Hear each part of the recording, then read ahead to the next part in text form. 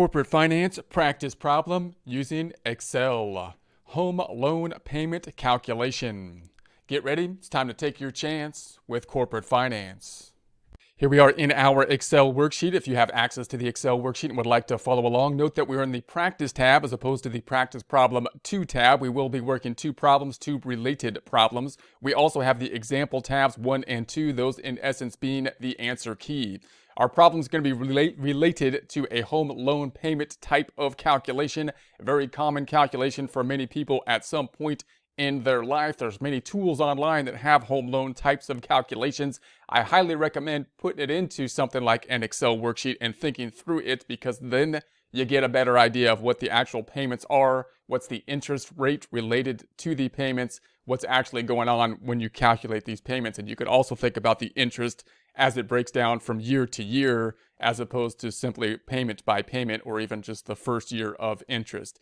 So we'll do this a couple different ways. One will be kind of like the simplified way. This is a way that you might see in book problems in an attempt to take a loan that's a very long loan, such as a 30-year loan paid monthly, and break it down into something you could put into a practice problem or something like that that you might see more often on a test. And then we'll take a look at a more extended method where we'll have the 30 payments and we'll break it out monthly. So the first one we'll break out as if you're going to be making the payments yearly, kind of an estimate. And then the second method we'll go over here and we'll do the monthly payments and we'll do the more extended version.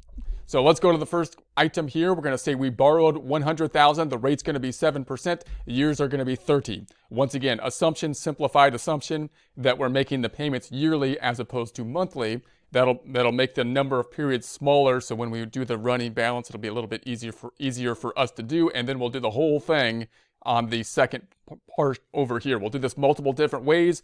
We'll do it using the present value of annuity calculation.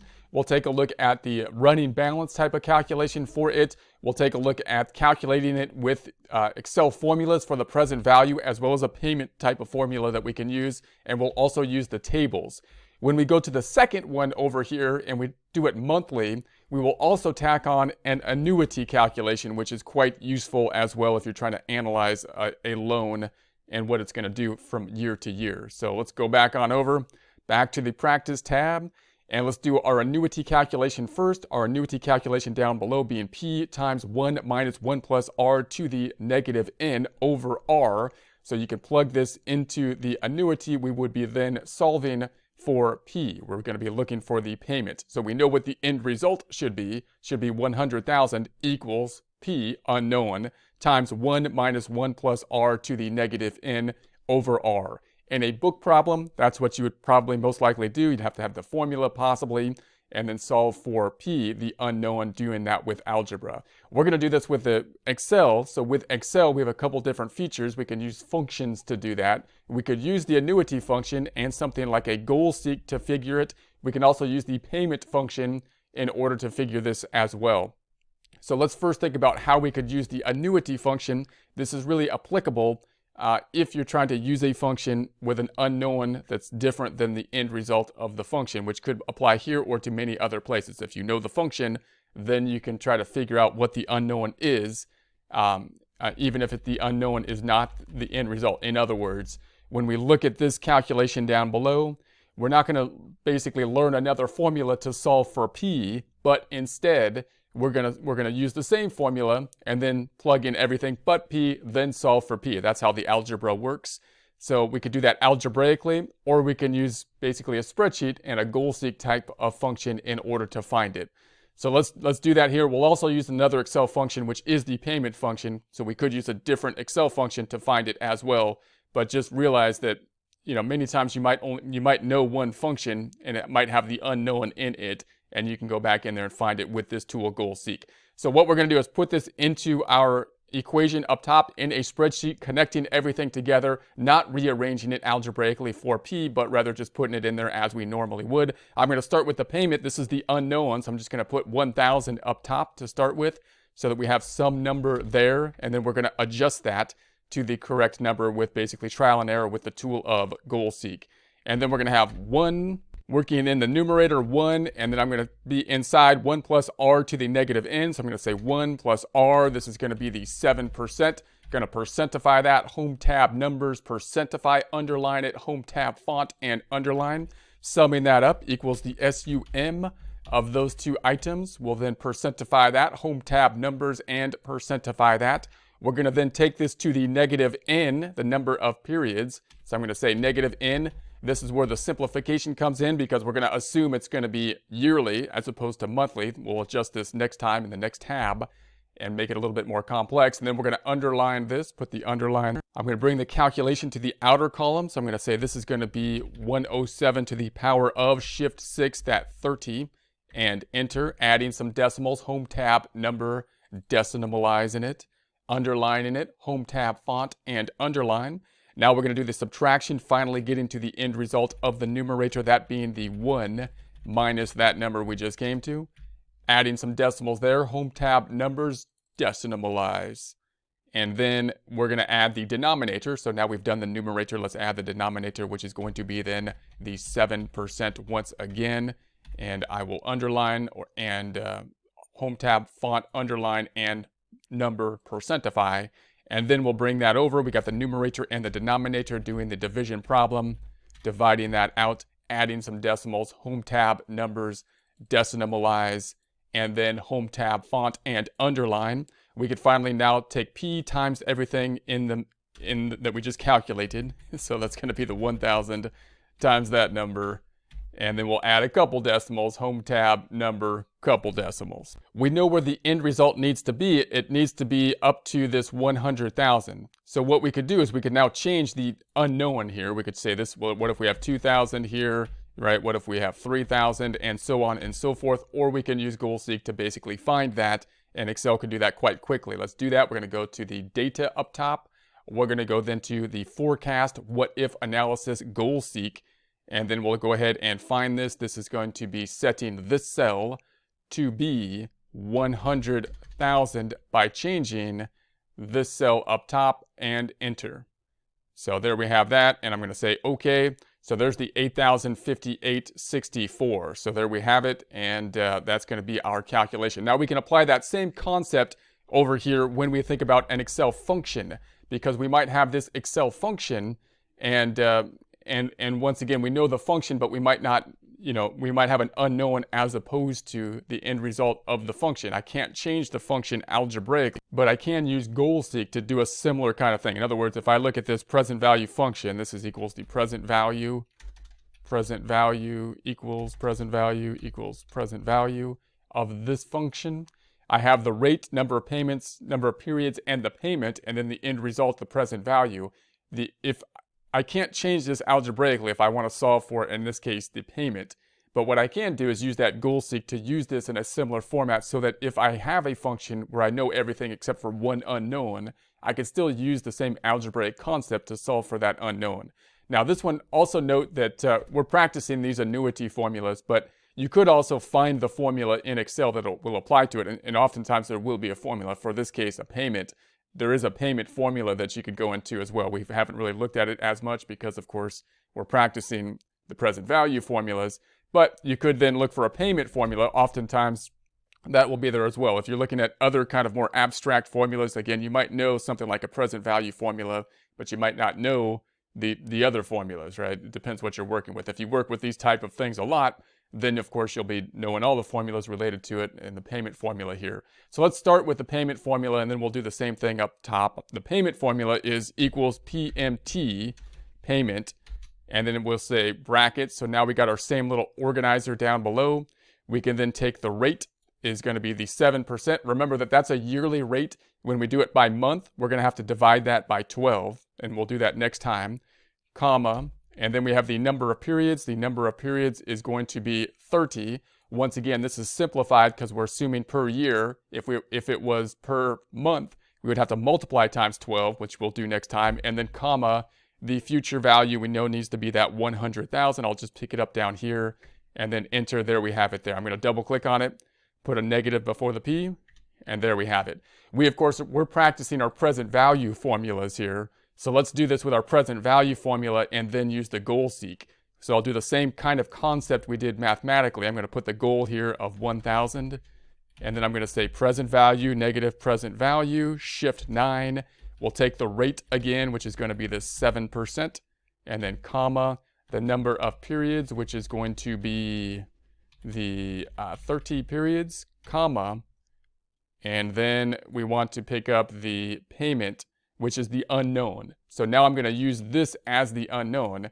So instead of me finding the other formula, the payment formula, to figure this out, I'm just going to basically use this formula and then the goal seek by changing this cell using goal seek. So I'm going to say enter, and then I'm going to go to the data tab, what if analysis, goal seek, and we want to then change this cell to be, I want to change the end result, this cell, to be, the end result needs to be what we want it to be, the 100,000, by then changing this cell, the one that we have the payment information in, and say OK. And let's try it one more time. I think I messed up this top cell, this cell. All right, let's try it again. So there it goes. There's the 100,000, and it gives us the proper goal there as well. So we can do it that format. We can also have a running balance here. Let's break this annuity down to its running balance kind of format as well. And then we can estimate this payment using the goal seek just to practice that too. So if I say this is 1, 2, and I autofill this on down to the 30 payments, we can then say, well, the first payment was for, let's say I don't know it, 1,000 again. I'm just going to assume. I'm just going to guess, and then we'll use the goal seek again. So we're going to say the present value, this is going to be negative present value. I'm going to present value the whole thing down to 30 present value of 1 calculations.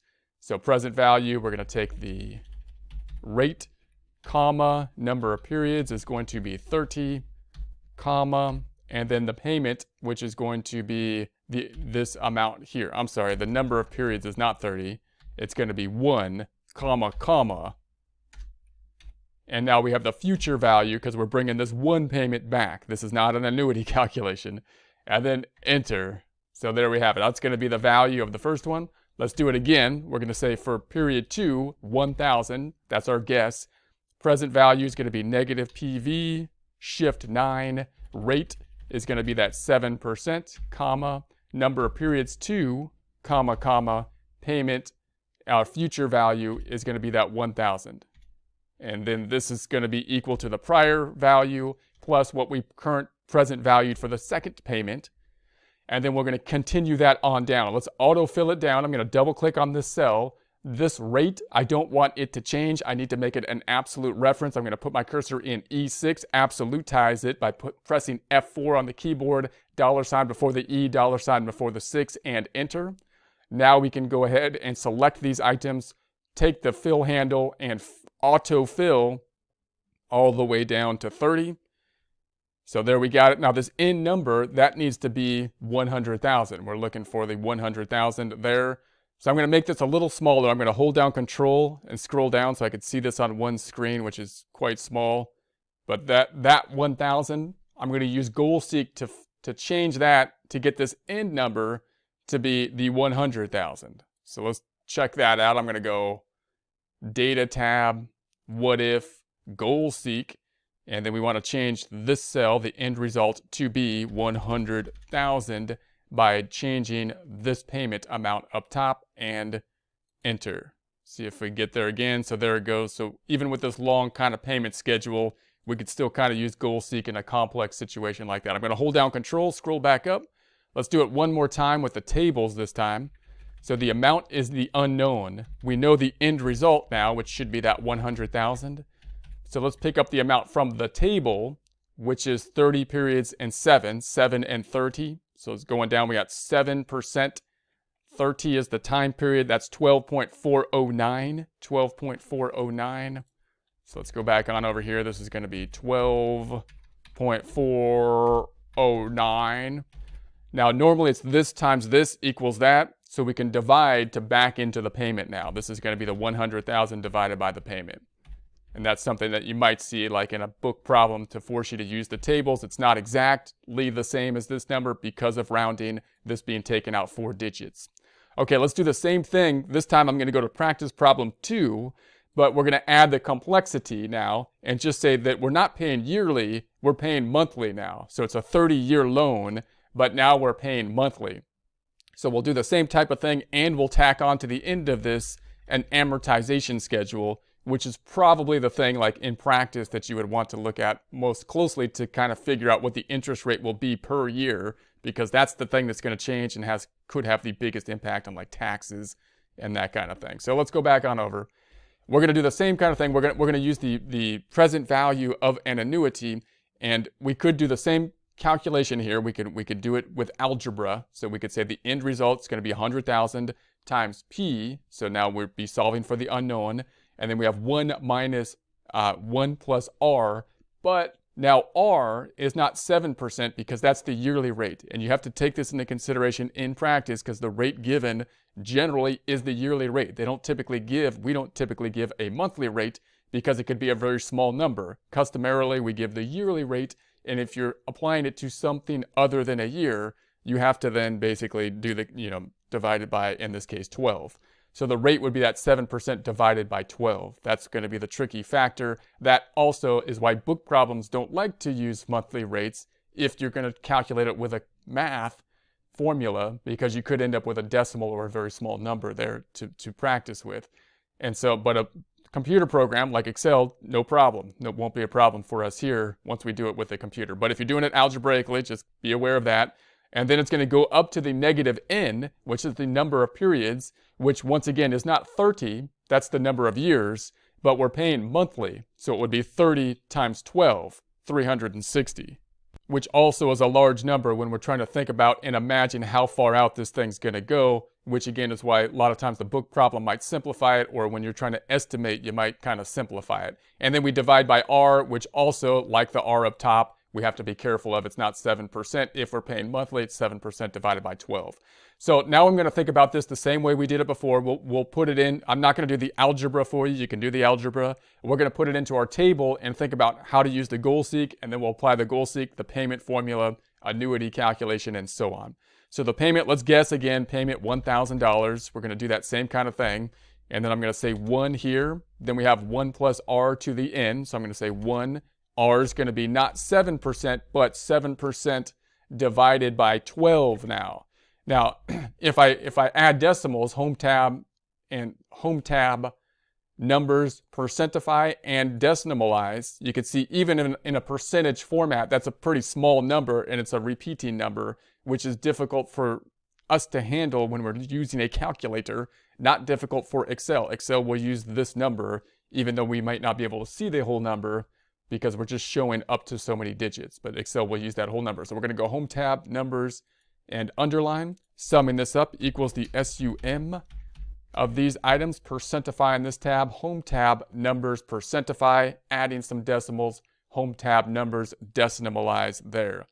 Then we're going to say to the number of periods, once again, not 30, but 30 times 12, because these are the years, we're doing it times 12, that'd be 360. So negative 30 times 12, that's 360 now. Underline, home tab, font group, and underline.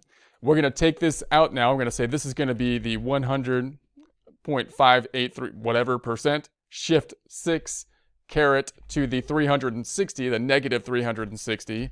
Let's add some decimals there. Home tab, numbers, decimalize, underline it, home tab, font, underline. Do our subtraction now. So now we're going to take the whole numerator will be completed when we take this 1 minus that number we got to. And then we're going to add decimals, home tab, numbers, decimalize that one. And there we have that. That's the whole numerator. Now the denominator is once again the rate, which is the 7% divided by 12 for the monthly rate. Home tab, numbers, percentify, adding a couple decimals or many decimals, decimalizing it in other words. And then we're going to say home tab, font group, underline. And now I'm going to pull this to the outer column because we have the numerator and the denominator. So this is going to equal the numerator over the denominator.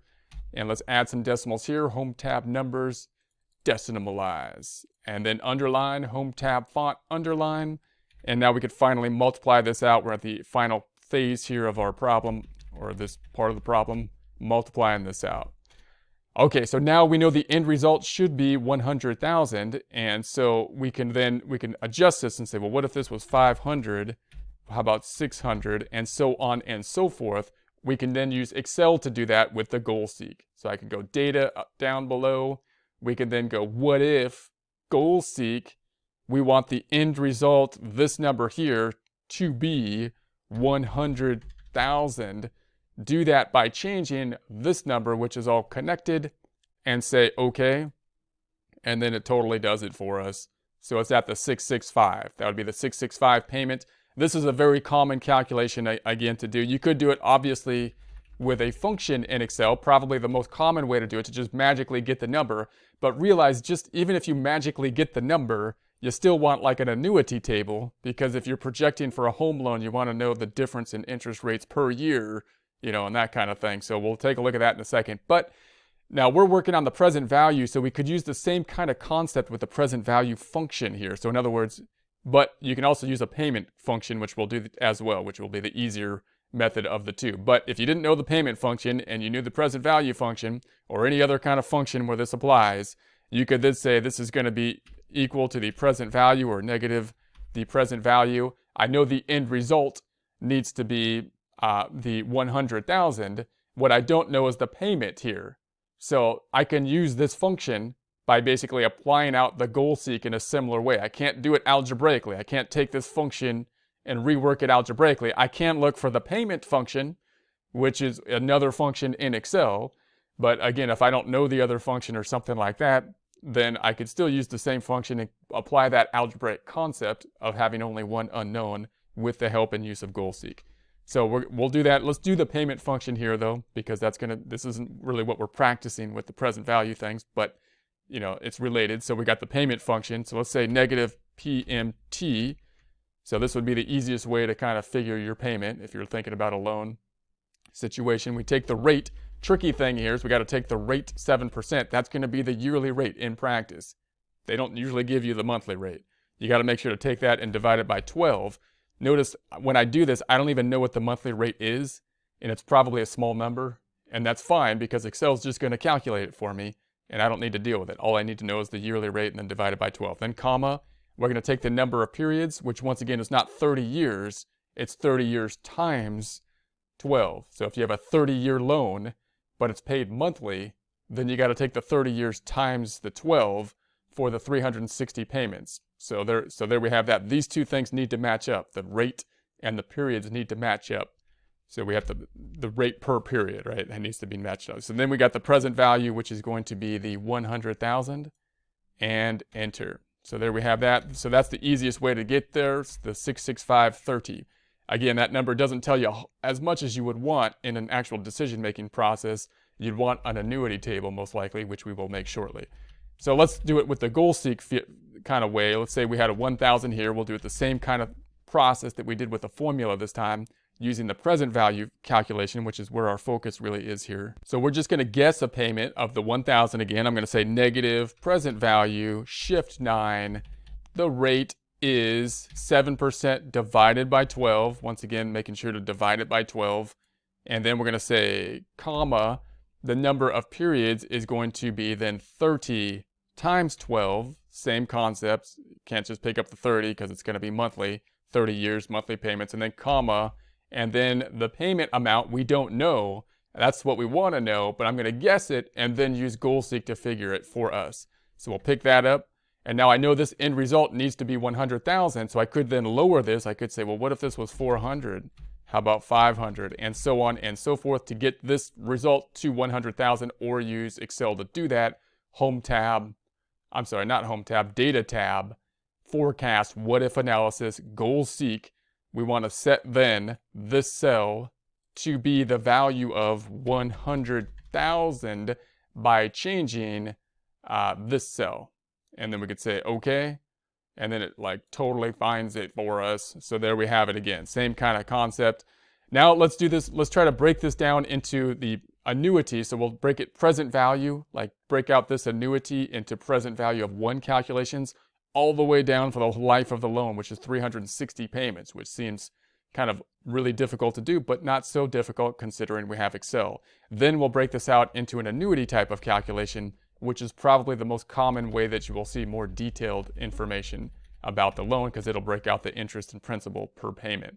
So let's do this. We're going to start here and say 1, 2, and so on. And I'm going to bring this all the way down to 360 payments. Look at the little number they give us even to like tell us how far we're going.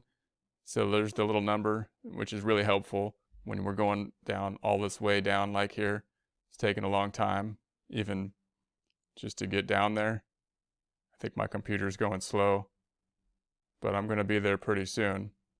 360. So there we have that. I'm going to center it. Home tab, alignment center. Whew, that took a long time. And then we could say the payment is going to be, we could do the same kind of thing. I can make this 100. I won't do the goal seek here. I'll just kind of present value all of the payments here. So let's say we know the payment at the 665. We could use the goal seek to find it, and we could present value then each of the payments and see this as 360 present value calculations. So I'm going to say this is going to be negative present value shift 9. The rate is going to be, once again, the 7% divided by 12, comma, and then we have the number of periods, which is just 1, because I'm bringing this 1 period back, comma, and then the payment, no, because this is not an annuity. Future values, that's 665 about. And so there we have that. And then if I did that again for period 2, the payment is going to be equal to the same amount. And then we're going to say this is going to be the present value, PV, shift 9. The rate is going to be this 7% divided by 12, comma.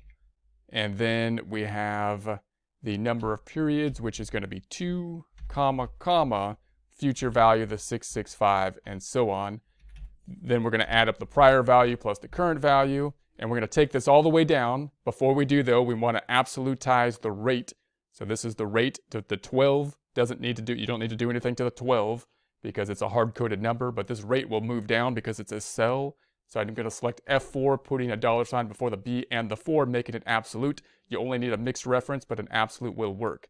Selecting these cells, then I'm going to take this all the way down now. I'm going to bring this all the way down, 365 payments. So let's bring it all, or 360. And just to see how this huge thing should get you basically to that end result, once again, of the 100,000. And this kind of, you can see why, the annuity is helpful here, of course, because even though I can do this quite easily with Excel, I can break it down to 360 present value of 1. Because it's so long, it's probably a lot more difficult for me to understand what's happening and certainly for me to present it. But we might want to see it in an annuity format because I want to see the interest that we're paying basically per year, possibly. So let's look at an annuity table, not really our main focus for this section as a present value thing, but something that's quite common in practice if you're actually doing a loan. So let's do the same thing. I'm going to say 1. I'm going to start at 0 this time, 0 and 1.